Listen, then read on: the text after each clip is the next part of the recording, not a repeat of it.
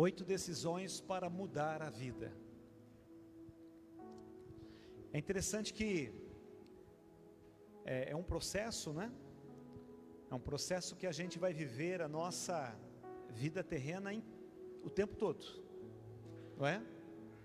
Porque todos os dias a gente vai ter que tomar algumas decisões, né? Para que a gente possa ter a nossa vida transformada, a nossa vida mudada. Todos os dias nós precisamos tomar decisões. Aqui estão mencionadas 8, não é? Nestas 8 semanas os irmãos vão compartilhar e vão estar subindo um degrau de cada vez para esta decisão de mudança. Mas a gente vai seguir subindo esses degraus até a chegada do Senhor Jesus, amém?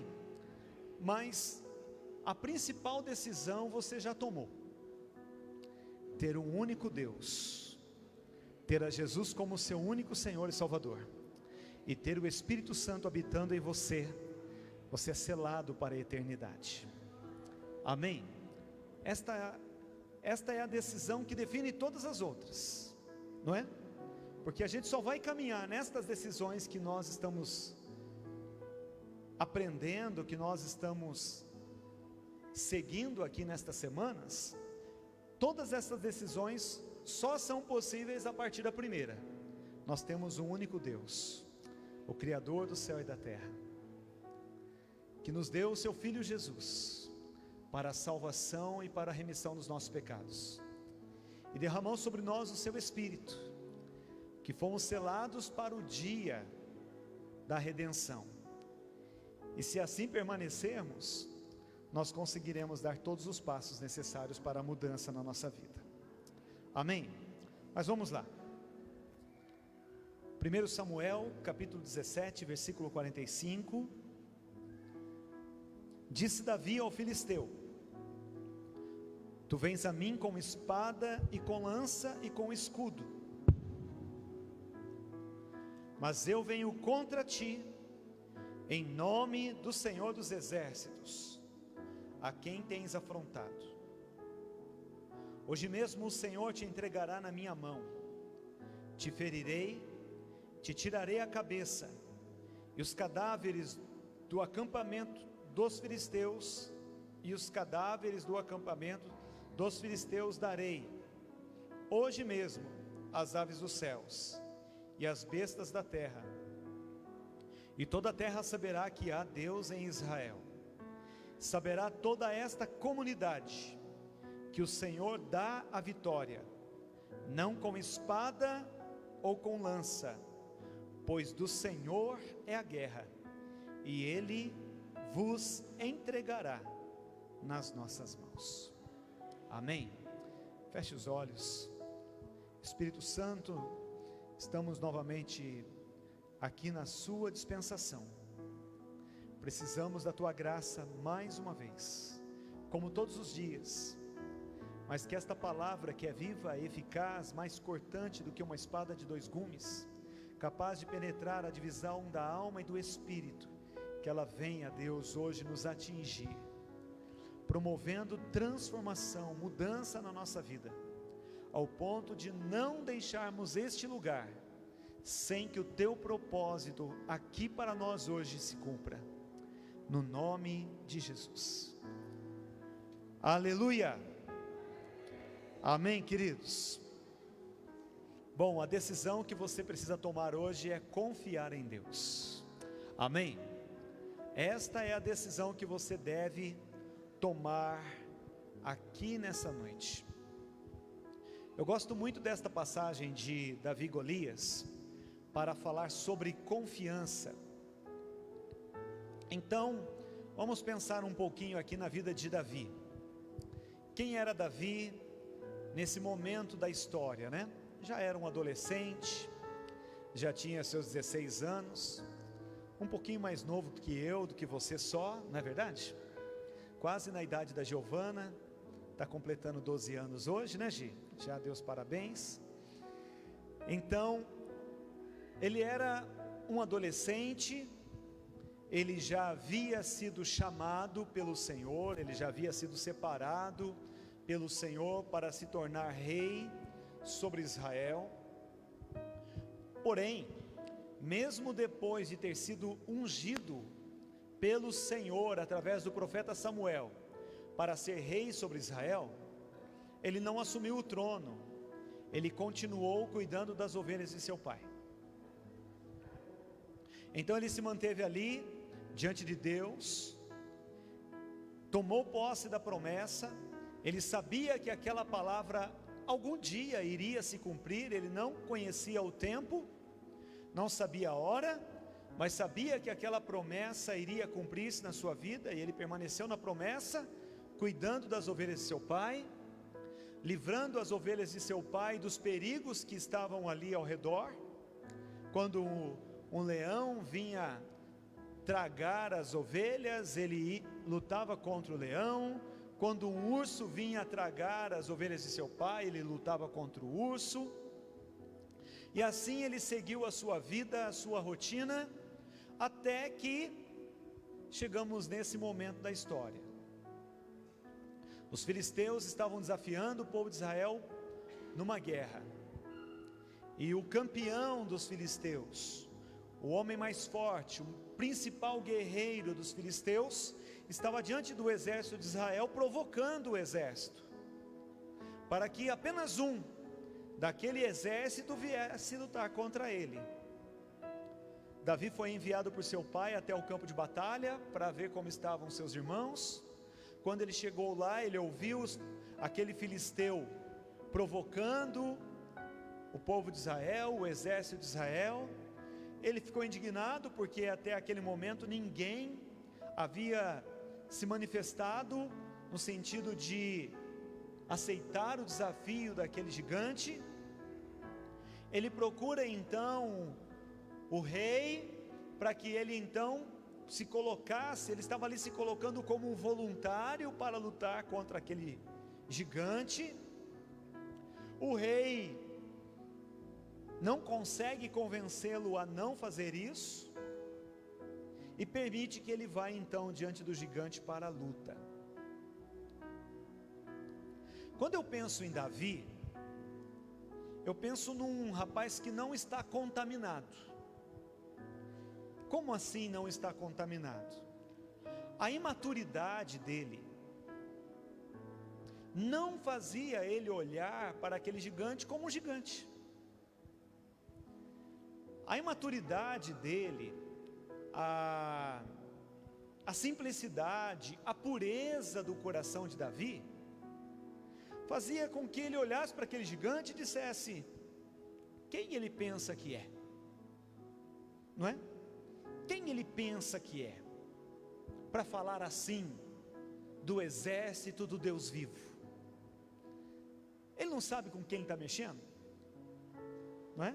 A pureza, a simplicidade, a inocência, a imaturidade de Davi o levava a olhar para aquele gigante e ver uma pessoa comum, de carne e osso, como qualquer outra pessoa. Então ele não teme, em nenhum momento ele hesita em procurar o rei para desafiar o gigante. E algo que o Espírito Santo coloca no meu espírito agora,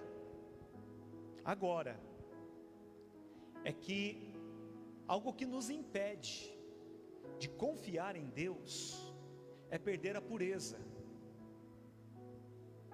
Algo que nos impede de confiar em Deus é a gente amadurecer, não é? A gente amadurecer e deixar de pensar como uma criança pensa. A gente começa a olhar para os problemas, para as dificuldades que a gente vive no nosso dia a dia, e a gente olha para elas de uma forma imensa, tão grande que é intransponível.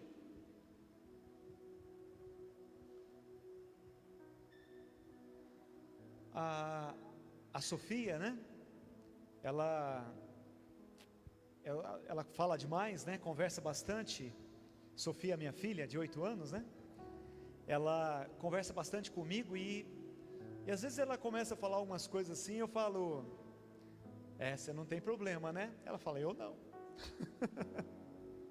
Você não tem conta para pagar, né? Ela fala, eu não. É bom? Ela fala, é muito bom. Então ela tem uma vida tranquila. Por quê? Porque o papai dela está pagando a conta. Porque mamãe está preparando tudo para ela. Então ela olha de forma inocente para qualquer brinquedo na loja e fala, eu quero esse brinquedo. E não pergunta o preço, né? E não quer saber quanto custa, ela quer aquele brinquedo. Ela quer fazer determinada coisa, ela quer ir em determinado lugar, não é? Olha para a maquininha lá do banco, né, que solta dinheiro. Aquilo ali é uma benção, não, irmão? Você já imaginou como que a criança, o que ela imagina daquela maquininha lá? Você passa o cartão, aperta os botões e sai dinheiro. Ela fala, mas eu preciso de um cartãozinho desse também. Não é? É o olhar da criança, é o olhar da inocência, é o olhar da pureza, é o olhar daquele que vê acontecendo, sem se preocupar como vai acontecer.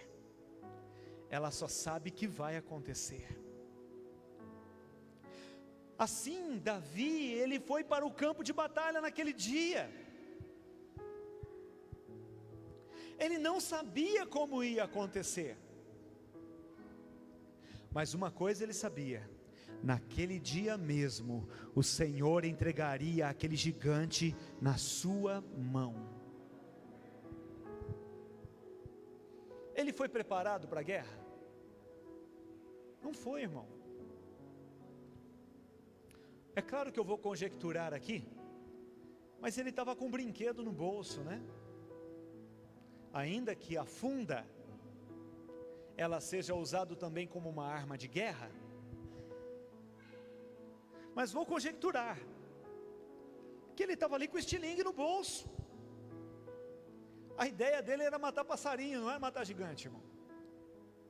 Só que ele atiraria aquela pedra no gigante com uma pedra que nós arremessamos com estilingue num passarinho,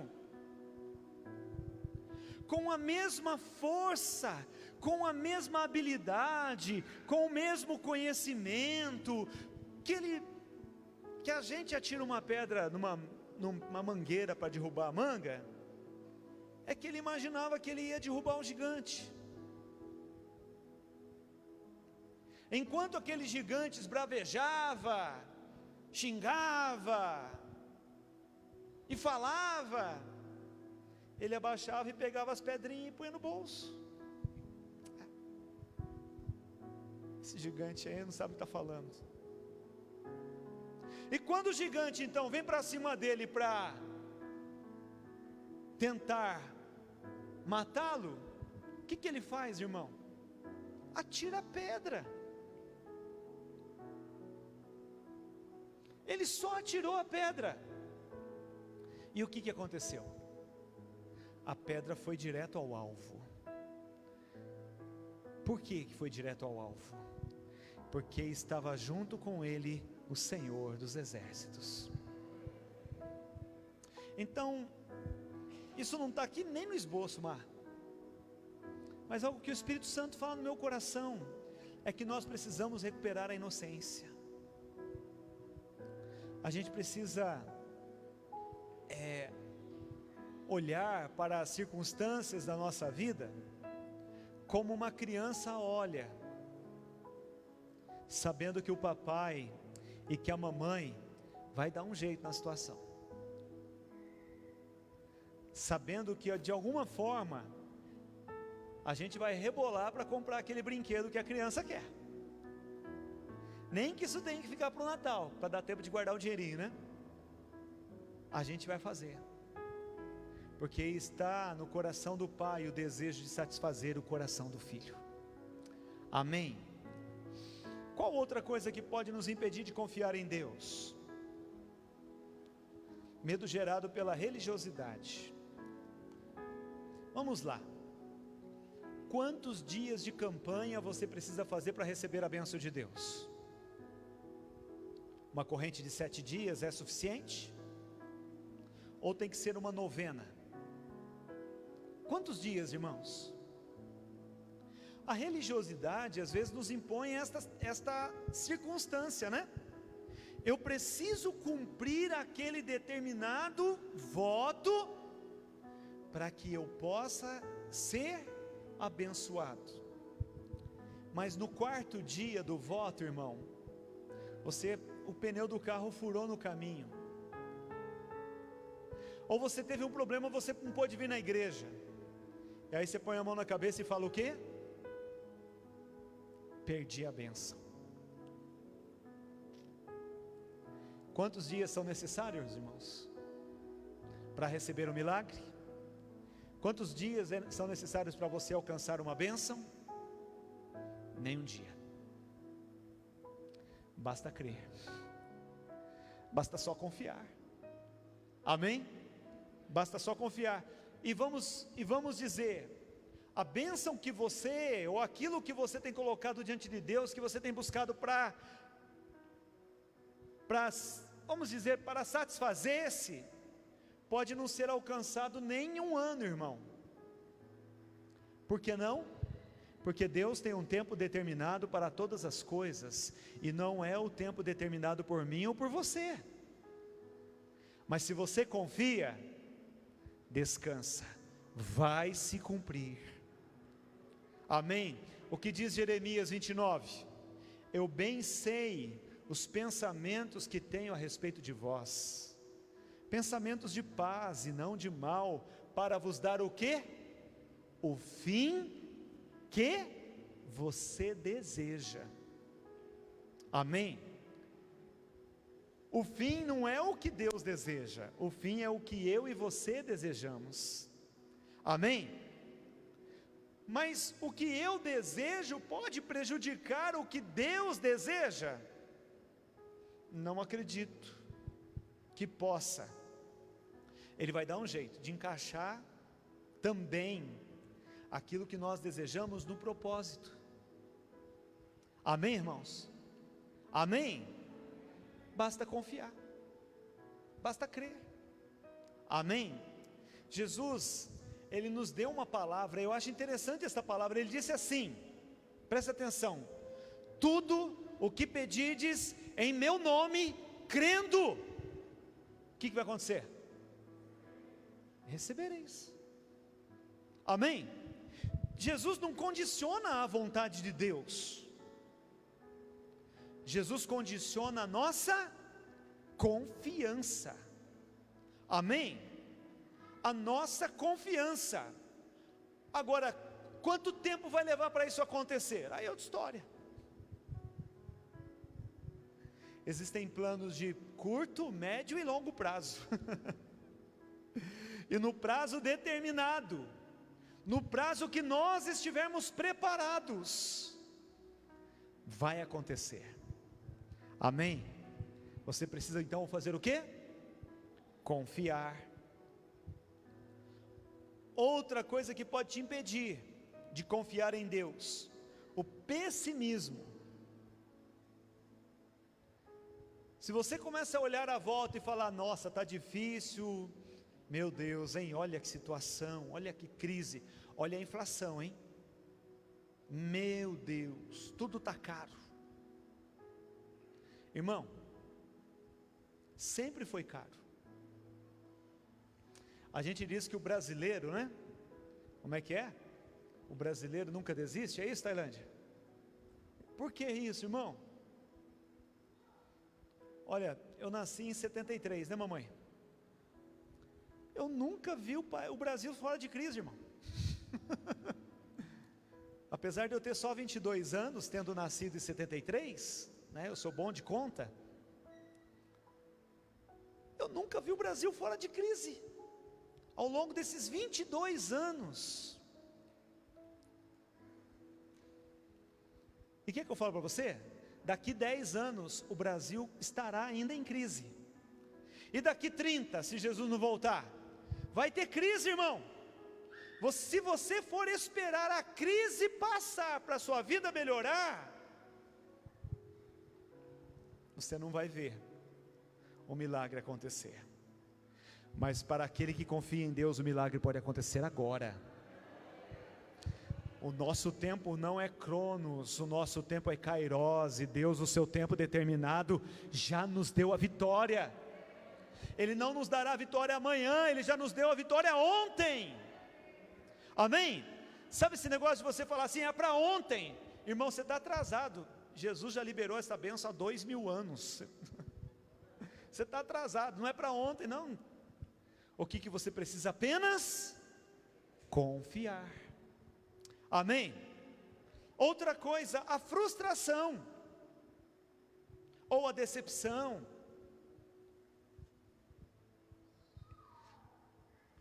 Todos nós já tivemos alguns planos, que nós iniciamos, e o resultado não foi o esperado.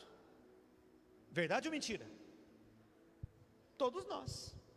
Aliás, irmão, quase tudo que a gente faz, o final não fica bem do jeito que a gente queria. Fica próximo.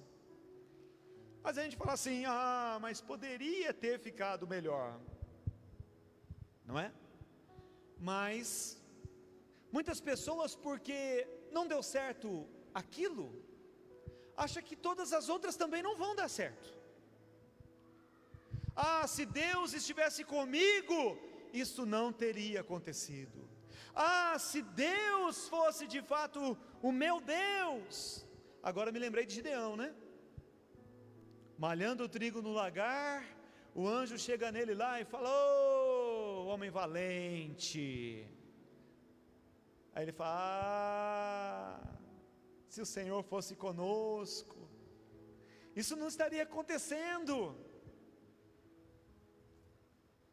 Mas o anjo insiste, homem valente, o Senhor é contigo, e Ele vai te usar para livrar Israel da mão dos midianitas.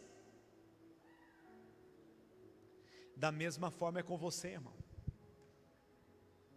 Da mesma forma é com você. Eu vinha conversando com a pastora Neuza no carro, falando sobre o livre-arbítrio, né, mãe? Livre-arbítrio, não, é outra coisa. O que era, mãe? Era Deus não interfere no livre-arbítrio mesmo, né? Deus não interfere no livre-arbítrio.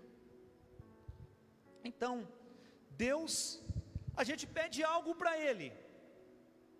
Deus não pode interferir no nosso livre-arbítrio, não é? E nem no livre-arbítrio de qualquer pessoa que está ao nosso redor. Então tem que acontecer uma série de situações que vão nos levar àquela condição para que o milagre aconteça. Eu falava para minha mãe assim, Deus já liberou a bênção, mas até a coisa acertar para funcionar, sem interferir no livre-arbítrio nosso e das pessoas ao nosso redor, leva um tempinho esse ajuste, é ou não é? É ou não é? Para a gente conquistar algumas coisas, a gente tem que fazer uma programação, tem que haver um planejamento, é ou não é?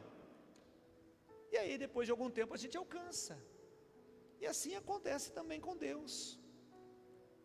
E até nas frustrações, algumas delas foram exatamente preparadas para que você se aproximasse ainda mais da vontade boa, perfeita e agradável que Deus tem para você. Amém? Diga comigo assim, preciso confiar plenamente em Deus. Diga para quem está ao seu lado, você precisa confiar plenamente em Deus. Confiar plenamente, irmãos, é incondicionalmente. Confiar. Só confiar. Mas está assim ou está assado. Eu continuo confiando. Mas está frio ou está calor. Eu continuo confiando. Está chovendo ou está na seca. eu continuo confiando. O que você vai fazer agora? Não sei, vou continuar confiando. Para onde você vai? Vou continuar aqui onde estou, vou continuar confiando, não vou mudar. Então, eu preciso confiar plenamente, eu preciso confiar incondicionalmente. Alguns textos maravilhosos que eu quero mencionar. 1 João capítulo 4, verso 16. 1 João capítulo 4, verso 16, diz assim: assim conhecemos o amor que Deus tem por nós, e confiamos nesse amor. Você crê que o amor que Deus ama você? Amém? Amém? Eu até vou retirar a palavra crer, né? Você sabe que Deus ama você? Amém? Amém? Como que você sabe que Deus ama você? Pelo fato dele ter dado o seu único filho na cruz do Calvário para morrer no seu lugar. É assim que ele prova o seu amor para conosco. Porque Deus amou o mundo de tal maneira que deu o seu filho para que todo aquele que nele crê, não, mas tenha vida. Então está provado, irmão, não precisa nem crer. Ei, você precisa crer que o sol vai nascer amanhã? Você precisa fazer uma oração: Deus, em nome de Jesus, amanhã vai amanhecer. Amém? Vai acontecer, irmão. Amém? Vai acontecer. Você não precisa crer. Você crê no amor de Deus? Mais do que isso, eu sei que Ele me ama, porque Ele prova o seu amor. Ele já provou o seu amor. Amém? Então, conhecemos o amor que Deus tem por nós, e confiamos nesse amor, porque Deus é, e todo aquele que permanece no amor, todo aquele que permanece no amor, permanece em Deus, e Deus nele. Amém? Naum 1:7. O Senhor é bom, um refúgio em tempo de angústia. Ele protege os que nele confiam. O Senhor é bom. Ele é ruim? Não. O Senhor é bom, um refúgio em tempos de... Ele protege os que nele confiam. Diga para quem está ao seu lado: o Senhor te protege. Salmo 40, o versículo 4. Como é feliz o homem que põe no Senhor a sua confiança, e não vai atrás dos orgulhosos, dos que se afastam para seguir deuses falsos. Por que o que confia no Senhor não vai atrás dos orgulhosos? Porque o orgulhoso acha que não precisa de nada, de ninguém, não é? A pessoa orgulhosa acha que ela dá conta, não precisa de ninguém, nem de Deus. Mas o que confia no Senhor permanece na sua presença. Provérbios 3:5. Confie no Senhor de todo o seu, e não se apoie no seu próprio entendimento. Confie no Senhor de todo o seu coração, e não se apoie no seu próprio entendimento. Por que não, irmãos? Porque o nosso entendimento natural, ele é um entendimento material, ele é um entendimento condicionado àquilo que os olhos naturais estão vendo, o que os ouvidos naturais estão ouvindo. É ou não é? O nosso coração, a nossa compreensão, nosso entendimento, ele é, racional. Amém? É racional. A gente fica medindo, será que vai, será que não vai, dá ou não dá? É ou não é? E se a gente for pensar no dá ou não dá, irmão, nunca dá. Dificilmente dá. Mas quando a gente confia, a gente vai à frente. E Marcos capítulo 5, versículo 36, Jesus diz assim: não tenha medo. Não tenha medo. Bom, se eu não devo ter medo, então o que eu faço? Confie, creia. Amém? Confie,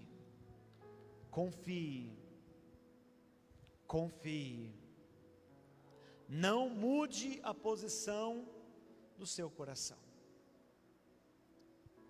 Sempre quando nós formos apresentar a nossa vida diante de Deus, a gente nunca pode fazer isso na nossa perspectiva, sob a nossa visão, sob a nossa compreensão, sob a nossa interpretação da realidade. A gente tem que olhar segundo o olhar de Deus, a perspectiva de Deus, a perspectiva de Davi, do menino que acreditava que uma pedrinha no estilingue poderia derrubar um gigante. Esta era a perspectiva de Deus, não era outra. Deus não via um gigante. Aliás, o gigante não era o gigante era um menino.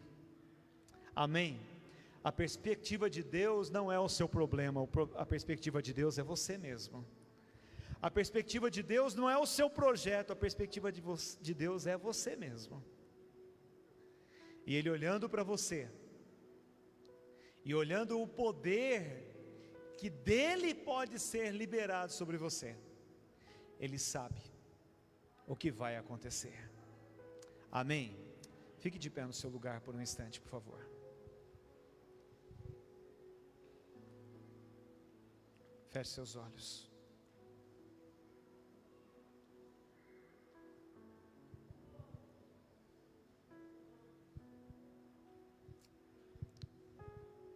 Você tem confiado em Deus de verdade?